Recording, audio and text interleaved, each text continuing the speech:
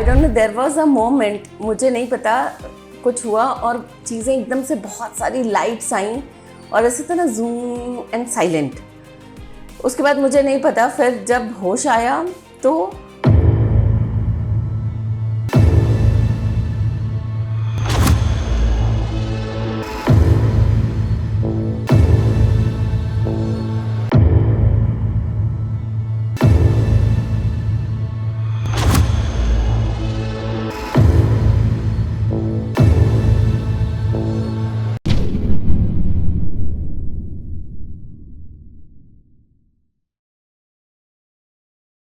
मालविका जी, आप पहले ये बताएं कि आप स्पिरिचुअल जर्नी में कैसे आए, आपकी हम लाइफ के बारे में जानना चाहते हैं। मेरी स्पिरिचुअल जर्नी जो स्टार्ट हुई थी, मैं एक बहुत अच्छी फैमिली से बिलोंग करती हूँ। तो स्कूलिंग मैंने वनस्थली विद्यापीठ से की, हॉस्टल से।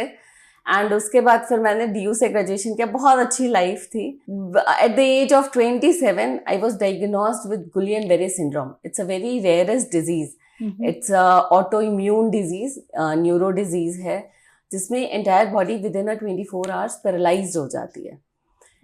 एंड वहाँ से स्टार्ट हुआ।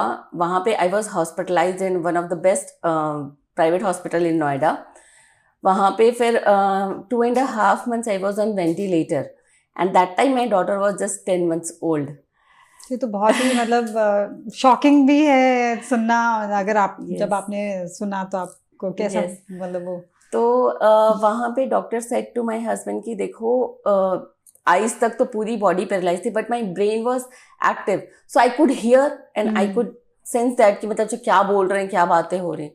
तो उन्होंने यही बोला कि देखो, जब तक पॉकेट में पैसा है, वाइफ जिंदा है, बाकी तुम्हारी मर्जी है, बिकॉज इट्स 2.5 months वेंटिलेटर पे है, तो क्या करना है।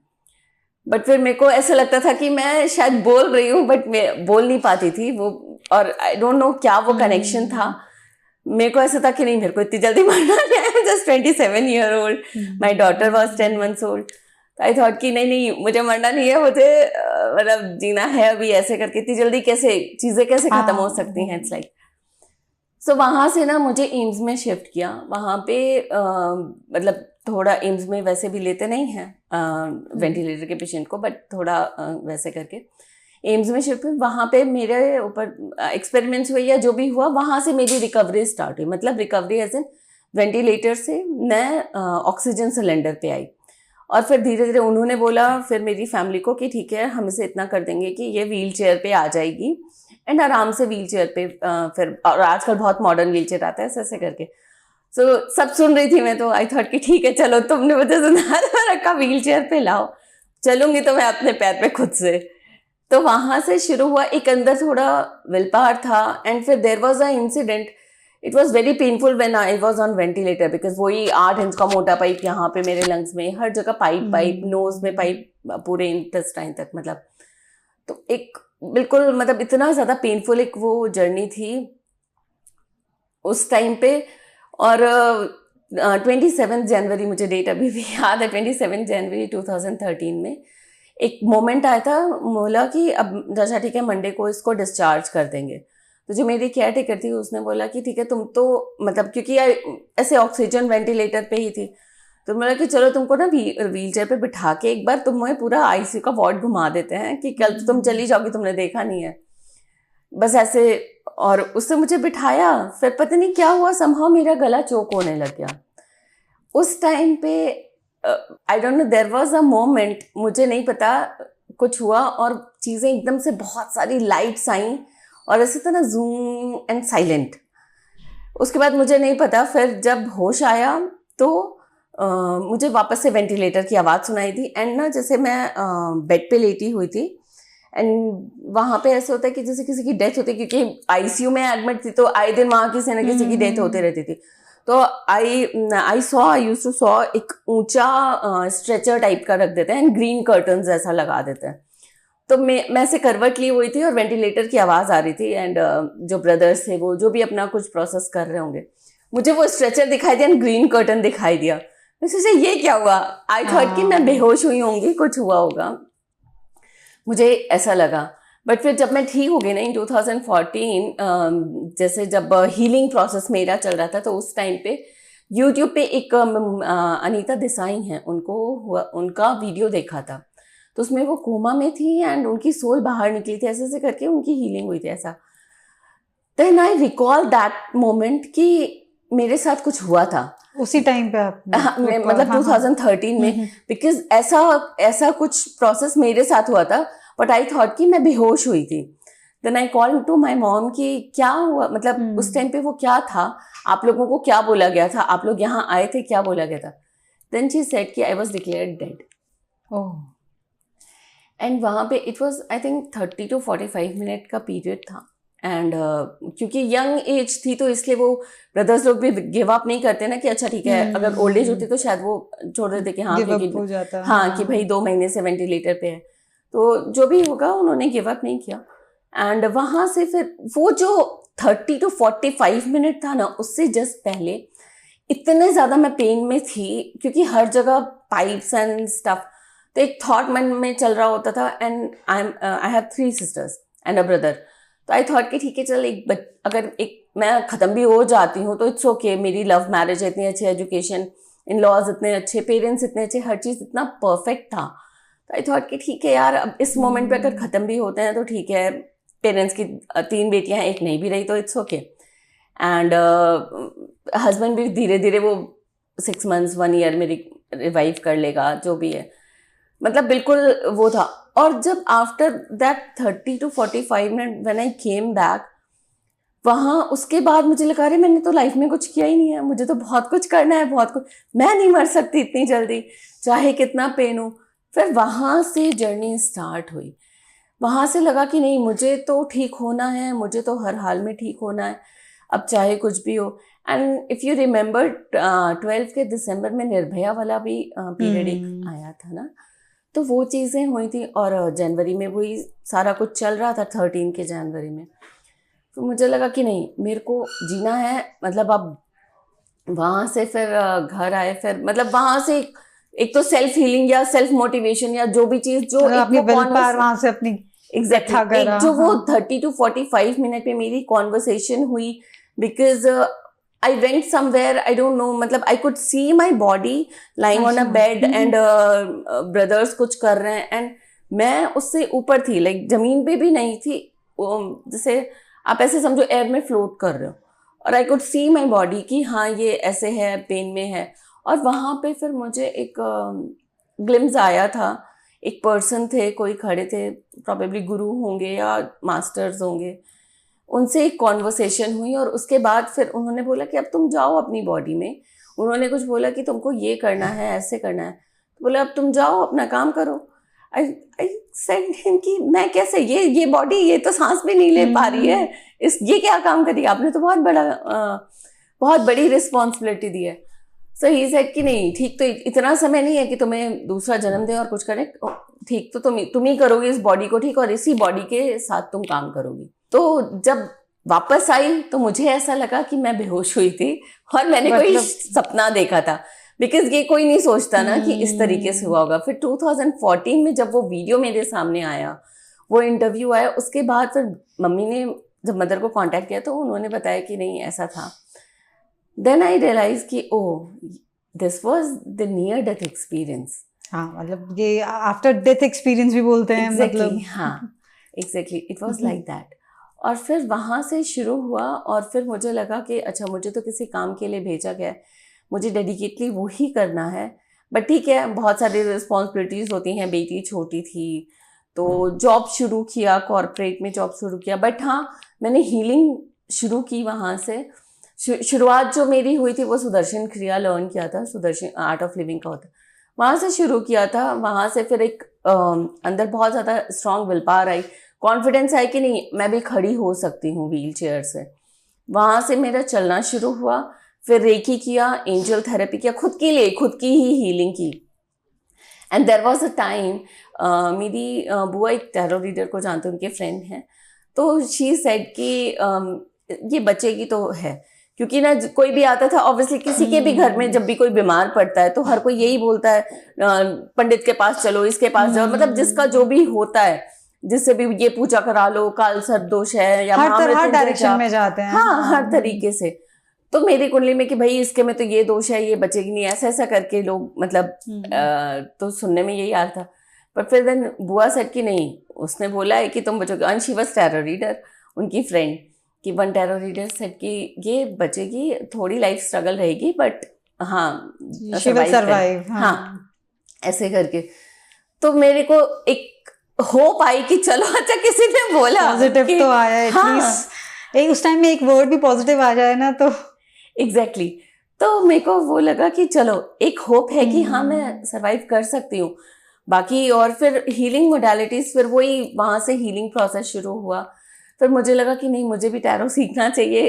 इसका मतलब है कि इसके प्रेडिक्शंस कुछ डिफरेंट होती है, जो आपकी डेट ऑफ बर्थ और कुंडली या जो भी चीजें हैं उनसे कुछ हटके है। फिर पास्ट लाइफ रिग्रेशन थेरेपी मेरी लाइफ में किसी ने बताया कि ऐसा भी कुछ होता है जिसमें, क्योंकि ये आपके इस लाइफ का नहीं है, कोई कर्म है। क्योंकि 27 ईयर्स तक मैंने इतना बुरा तो कोई कर्म नहीं किया था कि ऐसी सजा मिलती है। लोग बोलते हैं ना कि कर्मों का फल होता है। Because I was very happy go girl और बहुत अच्छी लाइफ, सब चीजें अच्छी थी, तो ऐसा तो इतनी बड़ी सजा मिलना तो कुछ नहीं था। सो पास्ट लाइफ रिग्रेशन थेरेपी कराया, वहाँ पे पता चला कि अच्छा कोई चीज़ में पास्ट में कोई कर्मा थे जिसको कैरी करके आए थे, इस लाइफ में इस तरीके से वो पे हुआ। बिकॉज सोल की तो जर्नी वो ही चलती है, कर्म फल आप अच्छे करो या बुरे वो तो आपको मिलना ही है। अगर वही लाइफ चली तो ठीक है, अगर वो लाइफ एंड हो जाती है तो वो कर्म फल फिर नेक्स्ट बर्थ में कैरी फॉरवर्ड होता है। तो वही चीज़ मेरे साथ में हुआ। वहाँ से मेरी हीलिंग शुरू हुई, वहाँ से कॉन्फिडेंस आना शुरू हुआ, वहाँ से चीज़ें मेरी लाइफ में शुरू, खुद को ही हील करना। मतलब मैंने कभी सोचा नहीं था कि इसको एज अ प्रोफेशन करूँगी। हीलिंग तो खुद की ही शुरू की, क्योंकि मुझे खुद ठीक होना था। फैमिली थी, सब कुछ था, सब कुछ देखना था, मुझे भी एक नॉर्मल लाइफ जीनी थी। स्टार्टिंग वहाँ से हुई। फिर कॉर्पोरेट में जॉब किया तो वहाँ पे था कि जितने फ्रेंड्स कलीग्स जो लोग जानते थे कि अच्छा ये यहाँ से उठ के आई है और अभी अपने पैर पे चल रही है, तो फिर उन लोगों ने फिर टैरो सीखा, फिर रीडिंग कराना शुरू करा कि अच्छा क्या है, या हीलिंग कि तुमने कैसे किया, क्या हुआ। तो ये आपने सिर्फ रेकी से हील किया? नहीं, रेकी बहुत सारी मल्टीपल चीजें थी। रेकी था, एंजल थेरेपी थी, past life regression therapy, akashic reading. So multiple, there was multiple healing modalities because it was very intense. I was on ventilator, bed, and completely 1 year I was bedridden. तो एक चीज से तो मैं नहीं बोलूंगी, हाँ मैंने मतलब मेरे को लगा कि जो भी बेस्ट पॉसिबल चीज कोई मुझे जो बता देता था मैं वो वहां से स्टार्ट कर देती थी करना। वहां से फिर हीलिंग हुई, फिर दूसरों को करना शुरू किया। फिर ग्रेस ऑफ गॉड बोलो या जो भी बोलो आप, 2020 में पेंडेमिक आया, फिर मेरे पास कॉल्स बहुत ज़्यादा आने लगे। 19 से ही इनफैक्ट कॉल्स बहुत आने लग गई थी। फिर जॉब प्रॉपर मतलब मैंने फिर जॉब छोड़ ही दिया इसको, और फिर एज अ बिजनेस ही पूरा परस्यू कर लिया इसको कि ठीक है फिर अब इसको एज अ प्रोफेशन लेके ही, एज अ रीडर का हुआ और एज अ हीलर, न्यूमरोलॉजिस्ट या जो भी, फिर वो उसको लेके आगे मैं बढ़ी और बस आज आपके सामने हूँ। आपने हीलिंग मोडालिटीज की बहुत सारी अभी बताया कि उसके थ्रू आपने, तो आज मैं आपसे ना हीलिंग के बारे में ही जानना चाहती हूँ कि बहुत सारे लोगों को लगता है कि मेडिसिन तो खा रहे हैं पर हीलिंग से क्या होगा। बट आज आपके एक्सपीरियंस से ना हम सबको बताना चाहते हैं कि हीलिंग से भी बहुत कुछ हो सकता है। आपने तो आपकी जर्नी हमारे सामने है। तो कौन सी हीलिंग आप हमारे सामने आज डिस्कस करना चाहेंगे कि या बेस्ट है, या ऐसा अगर कोई सिचुएशन में आता है तो उनको कौन सी हीलिंग करानी चाहिए? क्योंकि कई बार क्या होता है, इंसान आपने इतनी विल पावर दिखाई बट हर कोई नहीं दिखा पाता और बहुत कमजोर भी पड़ जाते हैं किसी मोमेंट पे। तो सो बेसिकली ना कोई healing, her healing modalities itself बहुत पावरफुल होती है। तो वो तो वैसे ही मतलब किसी को भी आप जिस पे भी ट्रस्ट हो, बट हाँ ये है विल पावर स्ट्रांग होना सबसे पहले वो जरूरी है। कोई भी चीज़ आपकी लाइफ में आता है, जैसे अब now I am talking about Akashic healing या पास्ट लाइफ रिग्रेशन अगर आप ले लो, तो इसमें क्या होता है बेसिकली आपकी लाइफ में कोई भी चीज़ है, कोई भी सफरिंग अगर आ रही है, नॉट जस्ट हेल्थ, रिलेशनशिप का इश्यूज होता है, फाइनेंस का इश्यू होता है कि बहुत ज़्यादा लोग इतना मेहनत करते हैं बट उनको उतना आउटकम नहीं मिलता। हाँ, उनकी सैलरी नहीं होती, उनको अप्रिसिएशन मिलता है बट फिर जब इंक्रीमेंट की बात करो तो करते नहीं है या प्रमोट नहीं करते उनको, या फिर अगर एक कंपनी छोड़ के दूसरी कंपनी में भी ज्वाइन करते फिर वहां पे भी सेम, मतलब रिकरिंग पैटर्न सिमिलर। हाँ, तो ये उनकी लाइफ में कहाँ से आया, क्यों आया, बिकॉज कोई भी चीज का एक बीच तो कहीं होगा ना, रूट कॉज तो कहीं होगा, तो या तो इस मोमेंट पे है या फिर आपके प्रीवियस किसी में होगा, राइट। तो वो हम फिर आकाशिक में जाके देखते हैं, वहां पे जाके फिर अब ये जो आकाशिक रीडिंग होती है ये बेसिकली आपकी एनर्जी रीडिंग होती है, कार्मिक सोल रीडिंग होती है। वहां पे जाके हो सकता पहले हमें किसी भी चीज को शुरू करने से पहले हमें पहले अपना ये देखना चाहिए कि रूट कॉज क्या है। एग्जैक्टली, रूट कॉज क्या है, क्योंकि अगर आज वो गिव अप कर रहा है इस मोमेंट पे, अगर कोई इतने पेन में है और वो गिव अप कर रहा है, या कई लोग ऐसे होते कि भगवान पे भरोसा ही नहीं है, अगर इस मोमेंट इस लेवल पे वो आ गए, इसका भी कहीं रूट होगा कि इस लेवल तक आने का, यहाँ तक कि भगवान पे भरोसा नहीं है, या अब तो मैं नहीं ठीक होने वाली, या मेरी तो फाइनेंशियल कंडीशन ही हमेशा ऐसे रहती है, या फिर रिलेशनशिप में इश्यूज होते हैं कि मैं जब भी कोई बॉयफ्रेंड बनता है या फिर मैरिज हुई तो मेरे को धोखा ही मिलता है, तो एकदम ही वो गिव अप कर देते हैं। उसका भी रूट कॉज होगा डेफिनेटली, वो आपके पास्ट लाइफ में जाके दिखेगा। एंड जब वहाँ पे वो बियॉन्ड टाइम स्पेस, जब हम उसको वहाँ पे जाके हील करते हैं, या स्टोरी देख के आए, लेट्स से हमने कोई भी एक फॉर एग्जांपल जैसे इस लाइफ में किसी को यंग एज में एज ऑफ 40 या 42 के एज में हार्ट में स्टंट लगा है, हमने जाके और वो बहुत पेन में है, बहुत चीज़ें हैं, और ऑब्वियसली उसके सामने पूरी लाइफ है, पूरी फैमिली है, तो वो पास्ट लाइफ में जाके हम उसके देखते हैं कि, और उसको डर लग रहा है कि भाई मेरी फैमिली अब कैसे चलेगी, इतने यंग एज में मेरे साथ ये हो गया, बच्चे हैं, सब कुछ है, कल को अगर मैं नहीं रहा कौन देखेगा, क्या होगा। सो उनकी रीडिंग जब होती है या उनकी हीलिंग होती है, तो पास्ट लाइफ में जब जाके देखा था, एक केस हिस्ट्री बेसिकली मैं आपसे डिस्कस कर रही हूँ, ये पास्ट लाइफ में देखा तो किसी ने उनको स्टैब किया था, मतलब उनके खुद के ब्रदर ने, he was king of some tribe and he was sleeping, and उनके भाई ने चाकू से मार दिया था उनको, मतलब इस पे हार्ट में स्टैब किया था। हाँ, तो वो, और एकदम जब भी उनका लास्ट मोमेंट होगा, लास्ट मेमोरीज होगी, एक तो वो पेन होगा, दूसरा अपना ही भाई मार रहा है, और उसके बाद मेमोरी में वो भी चल रहा, बिकॉज उस टाइम पे वही सेम एज थी, 40-45 वाली ही एज थी, और ये भी चलो कह रहे अब मेरे प्रजा का क्या, या मेरी फैमिली का क्या, बाकी क्या, अब मैं खत्म हो गया इस मोमेंट पे तो क्या, और मेरा भाई मुझे क्यों मार रहा। वो उसके साथ ही उनकी डेथ हो गई, उन्हें कोई आंसर तो मिला नहीं, वो सर्वाइव तो कर नहीं पाए, वो डेथ हो गई। अब इस लाइफ में वो चीज़ कैरी फॉरवर्ड हुई, जब सेम एज पे पहुंचे तो सबकॉन्शियस ब्रेन आपका एक्टिव हो जाता है कि भाई तेरे साथ ये होने वाला है, तेरे साथ कुछ तेरे हार्ट में, क्योंकि चाकू लगा था। अब इस लाइफ में कोई किसी चाकू से उनको मार के मर्डर नहीं किया, इस लाइफ में हार्ट सर्जरी हुई, यानी कि वो हार्ट तो कटा, क्योंकि मेडिकल इतना एडवांस है इसलिए वो स्टंट लग गया, उनको हार्ट में प्रॉब्लम हुई, और उसके बाद वो फियर आना शुरू हो गया कि अरे मेरे साथ ऐसा क्यों हुआ, अब मेरी फैमिली को कौन देखेगा। तो जब सबकॉन्शियस माइंड ने वापस रिमाइंड कराया कि कुछ तो हुआ ऐसा। हाँ, क्योंकि जो लाइफ और डेथ का बर्थ जो लूप है वो इट्स लाइक स्पाइरल, चलता रहता है। इट्स नॉट लाइक कि ए पॉइंट पे जन्म लिया, बी पॉइंट पे डेथ हो गई, ऐसा स्ट्रेट लाइन नहीं चलती, वो स्पाइरल। तो जब सेम एज में जब पहुंचे तो आपका सबकॉन्शियस ब्रेन एक्टिव हो गया, वो नॉक करने लग गया कि तुम्हारे साथ में ऐसा कुछ प्रॉब्लम होने वाला है। सेम विद मी, जैसे मैं 27 की हुई तो मैंने अपने खुद के पास्ट लाइफ जब रिग्रेशन कराया था, ये जानने के लिए कि भाई इतनी अननोन डिजीज मुझे क्यों हुई और मुझे इसको ठीक करना है, मुझे इसको हील करना है। तब मैंने अपना पास्ट लाइफ, मतलब 2014 में मैंने अपना पास्ट लाइफ रिग्रेशन कराया था। I saw my 2-3 births.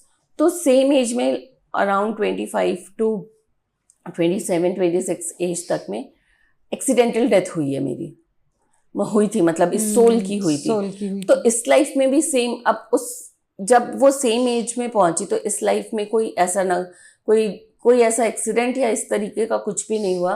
फिर उसने वो अननोन डिजीज अट्रैक्ट कर ली और वो वायरस अटैक किए और फिर वो वापस डेथ बेड पे आ गई। मतलब इस तरीके से चला। फिर जब हीलिंग हुई तो वो पैटर्न, वो लूप अब सोल से हट गया, तभी आज वो सरवाइव करके यहाँ पर, आज इतने साल बीत गए, कुछ नहीं है, बिल्कुल नॉर्मल हूँ मैं। तो इस तरीके से हीलिंग वहाँ से, जो बिल्कुल सोल से हीलिंग मतलब हो जाए ना, वो आकाशिक से ही स्टार्ट होती है।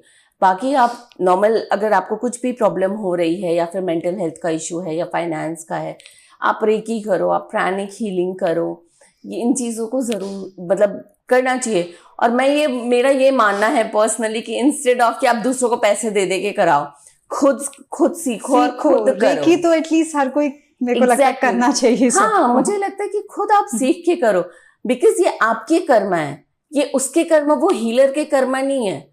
ये मैंने सुना है रेकी भी हर किसी के पास नहीं आती है, ऐसा कुछ है कि देखो सीख तो हर कोई सकता है, हर कोई, ऐसा नहीं है कि सेलेक्ट नहीं, मतलब वो आपका पैटर्न भी वहां पे आना चाहिए कि आपको रेकी सीखना है।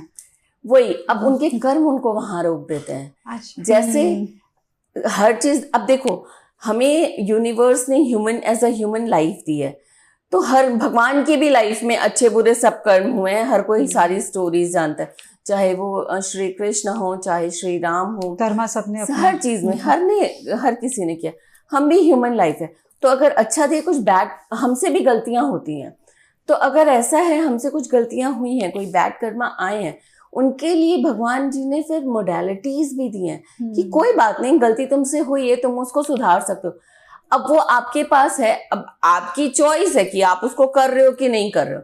अगर आपकी सफरिंग और बाकी है तो फिर आप नहीं सीख पाओगे, आप एनरोल कराओगे और उसी टाइम पे कुछ हो जाएगा, फिर या मन नहीं करेगा, या सीख लेते हैं रेकी सीखा बट उन्होंने कभी अप्लाई नहीं किया, वो अप्लाई नहीं करते हैं, वो उसको कभी, और दूसरों का सुनते बोलते कि अरे उनका कैसे इतना अच्छा हो गया, हमारा तो नहीं होता।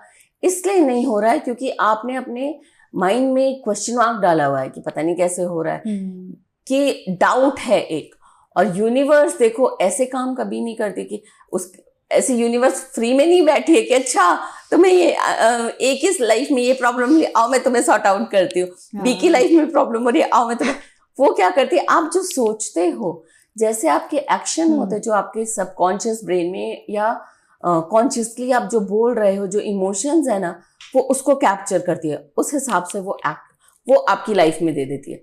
अगर आप मुंह से बोले अरे नहीं मैंने तो रेकी सीखी है, मैं तो हीलिंग करती हूँ, मैं तो ऐसे है, और सबकॉन्शियसली आपके मन में या फिर अंदर से लग रहा है पता नहीं ये सही होगा भी कि नहीं होगा, यार पता नहीं सबका तो सही होता है, मेरा सही होगा कि नहीं, अगर वो डाउट है तो यूनिवर्स के पास वो डाउट इमोशन जा रहे हैं, वो आपकी लाइफ में फिर वैसे ही एक्ट करके देगी, फिर आपको वो चीज़ लगेगी नहीं, चाहे देखिए कोई भी हीलिंग हो। इसलिए बहुत इंपॉर्टेंट है कि आप क्या सोच रहे हो। हमारे पूर्वज या फिर हमारे दादा दादी नाना नानी हम लोग को बोलते थे ना कि सोच के बोलो, समझ के बोलो क्या बोल रहे हो, या एक्शन सही होने चाहिए। आपका थॉट, आपका एक्शन और आपका इमोशन तीनों अलाइंड होना चाहिए, तीनों तीन डायरेक्शन में, नहीं कि मुंह से कुछ बोल रहे हैं दिमाग पे कुछ चल रहा है, तो वो नहीं होनी चाहिए। तो जब तीनों चीज़ें अलाइंड होती हैं तो बाय डिफ़ॉल्ट आपकी सारी जर्नी बहुत स्मूथ, और कोई भी मोडालिटी आप यूज़ करो सब अच्छे से चलता है।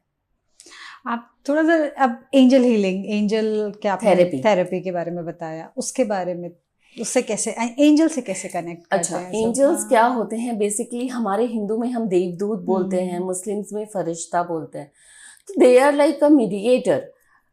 एक तो परम ब्रह्म है जो आप महादेव समझ लीजिए या यूनिवर्स समझ लीजिए या जिसको भी, वो एक अल्टीमेट पावर है, या शक्ति जिसको हम बोलें, वो एक अल्टीमेट पावर है, और हम लोग ह्यूमन फॉर्म में हैं, थोड़े से लोअर एनर्जी है।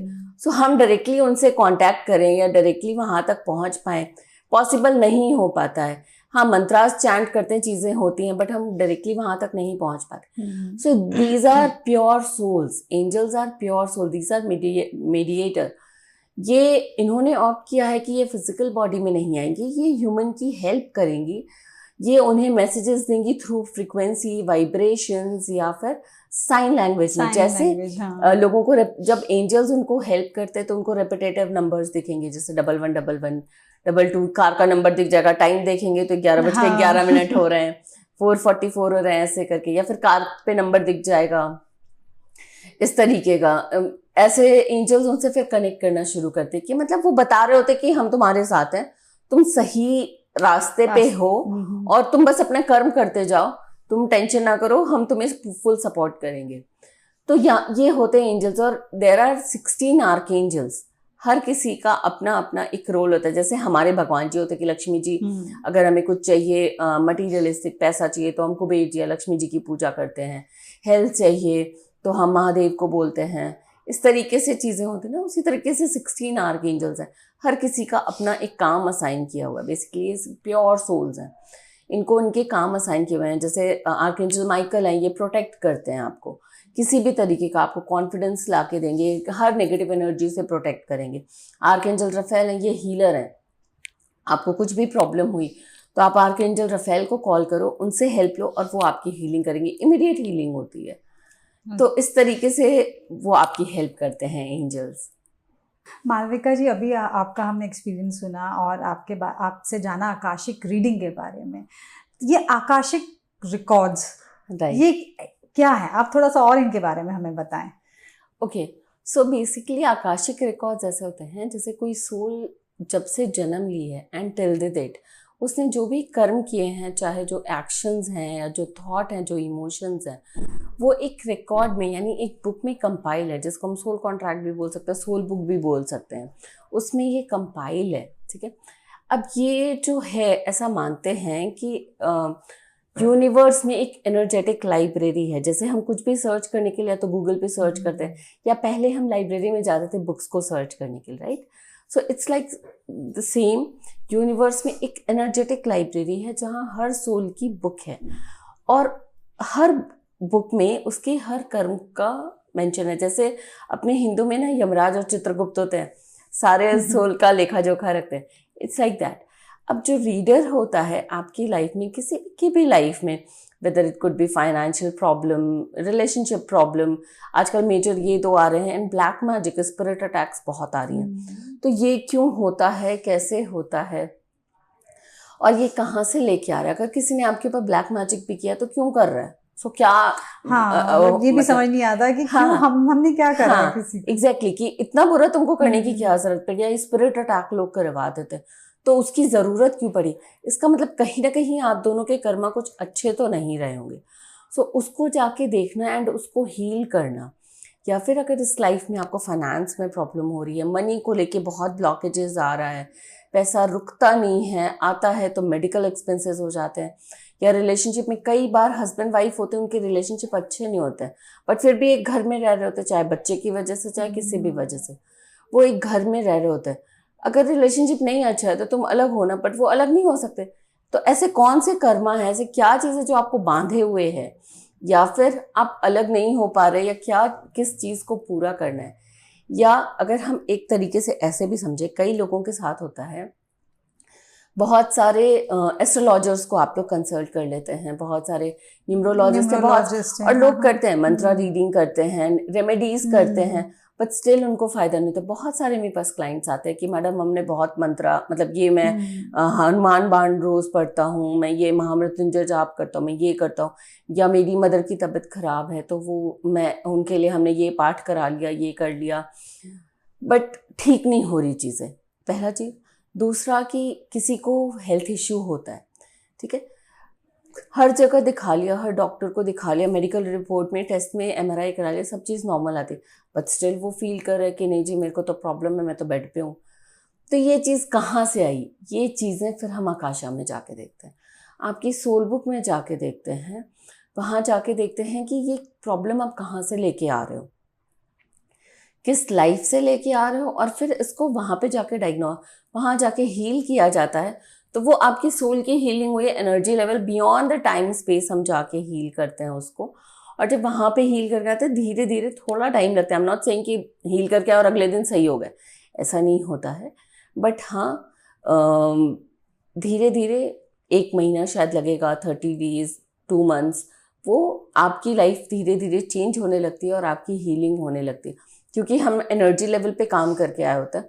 फिजिकल बॉडी में थोड़ा समय लगता है, और वो हम इतने किस जन्म का है, कि कौन से कर्म है, बहुत सारी चीज़ें मैटर करती हैं, और फिर इस लाइफ में आने में फिर धीरे धीरे वो चीज़ें ठीक हो जाती हैं।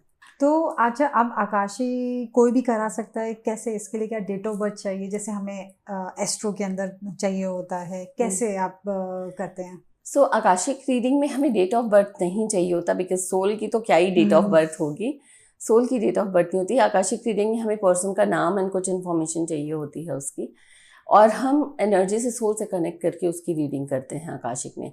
There is one more thing कि अब आजकल मार्केट में इतने सारे हीलर्स, इतने सारे रीडर्स, हर कोई दूसरा अपने आप को रीडर बोलता है और लोग फंस जाते हैं। तो आप कैसे रिकॉग्नाइज करोगे कि कौन सही है, क्या गलत है? और इस चक्कर में ना लोगों का हीलिंग पर से या फिर रीडिंग पर से भरोसा उठ जाता है कि हमने इतना पे किया। जैसे मेरी मदर की तबीयत खराब है और हमने हीलिंग करा लिया, वाइफ बहुत दिन से बेड पे हैं, हीलिंग करा लिया बट वो ठीक नहीं हो रही है।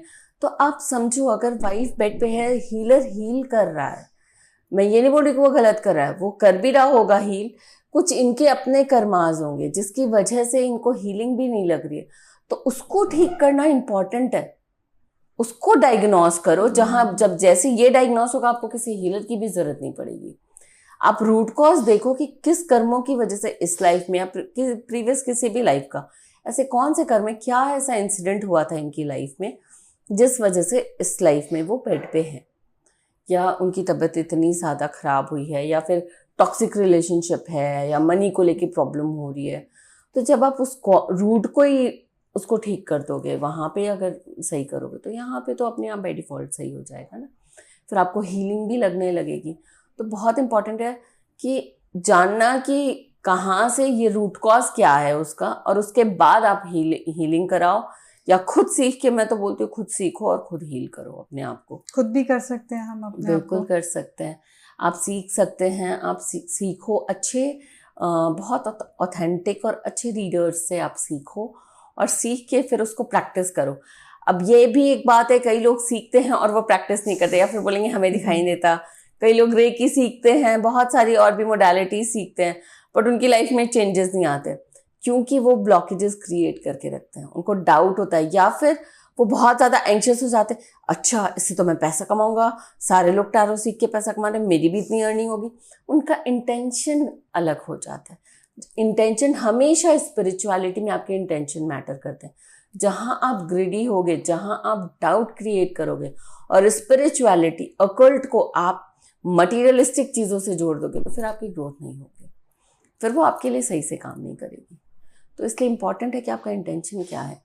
आप अगर आपका इंटेंशन है कि मेरे को लोगों को अपलिफ्ट करना है उनकी लाइफ में, या मेरे को इनको हील करना है, या मेरी खुद की एक सफरिंग रही है, तो मैं चाहती हूँ कि ऐसी और भी फीमेल्स होंगी जिनको रिलेशनशिप में इश्यू होगा, या ऐसे बहुत से लोग, तभी तो कोविड के बाद तो बहुत सारे ऐसे क्रिटिकल डिजीज हुए, कई लोगों ने गिव अप किया, डेथ हुई है। तो कैसे उनसे बाहर निकले, मैं कनेक्ट कर पाती हूँ उनके पेन से, मुझे समझ में आता है, बिकॉज हेल्थ इश्यूज हुए हैं, रिलेशनशिप का भी थोड़ा सा मेरा रहा है, तो वो चीज़ें I can connect with them. तो मुझे समझ में आता है कि उसको किस तरीके से उनको ट्रीट करना चाहिए, क्या उनकी क्या खुद की मेंटालिटी होनी चाहिए। अगर वो लोग की मेंटालिटी, या किसी के भी, या मेरे जो भी स्टूडेंट्स होते हैं, अगर इस मेंटालिटी से कि अच्छा सीखेंगे और फिर हम भी इतना पैसा कमाएंगे, हम भी इतना चार्ज करेंगे, तो फिर उनको उनकी रीडिंग भी नहीं होती है। तो बोलते मैडम जी कुछ तो दिख ही नहीं रहा, हमें कुछ हो ही नहीं रहा, या फिर वो प्रैक्टिस नहीं कर पाते। तो हमेशा इंटेंशन प्योर होना ज़रूरी है।